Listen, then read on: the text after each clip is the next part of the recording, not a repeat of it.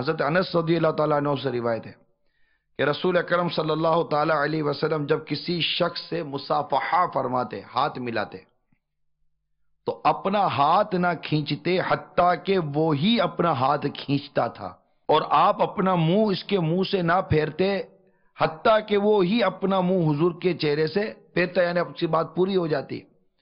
اور حضور صلی اللہ تعالیٰ علیہ وسلم کو کبھی نہ دیکھا گیا کہ حضور صلی اللہ تعالیٰ علیہ وسلم اپنے ہمنشین کے سامنے گھٹنے پھیلا کر بیٹھے، یعنی جیسے پاؤں لمبے کر کے بیٹھتے ہیں نا، اس طرح سرکار صلی اللہ تعالیٰ علیہ وسلم نہیں بیٹھا کرتے تھے۔ یہاں تک لکھا مفتی صاحب نے کہ حضور صلی اللہ تعالیٰ علیہ وسلم کبھی کسی مجلس میں کسی کی طرف پاؤں پھیلا کر نہیں بیٹھتے تھے، نہ اولاد کی طرف، نہ ازواج پاک کی طرف، نہ غلام و خادموں کی طرف۔ تو یہ اللہ کرے کہ ہمیں بھی یہ ادائیں آقا صلی اللہ تعالیٰ علیہ وسلم کی نصیب ہو جائیں۔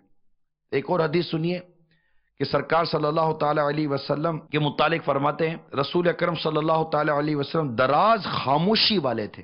خاموشی سے مراد دنیاوی کلام سے خاموشی، ورنہ سرکار صلی اللہ تعالیٰ علیہ وسلم کی زبان مبارک اللہ کے ذکر مبارک سے تر رہا کرتی تھی، اور لوگوں سے بلا ضرورت کلام نہیں فرمایا کرتے تھے۔ اور یہ تو جائز کلام کا ذکر ہے، ناجائز کلام تو عمر بھر کبھی زبان مبارک سے ادا ہوا ہی نہیں ہے، نہ کبھی جھوٹ، نہ غیبت، نہ چگلی۔ ساری عمر شریف میں ایک بار بھی زبان سے یہ اس طرح کی بری باتیں ادا نہیں ہوئی۔ اللہ تبارک و تعالی ہم سب کو کفل مدینہ عطا فرما دے۔ اور میں نے جو سرکار مدینہ صلی اللہ تعالی علیہ وآلہ وسلم کے چند اوصاف کریمہ، عادت کریمہ کے متعلق جو چند مدنی پھول عرض کرنے کی کوشش کی، اللہ تعالی ہمیں اس پر عمل کرنے کا جذبہ عطا فرمائے۔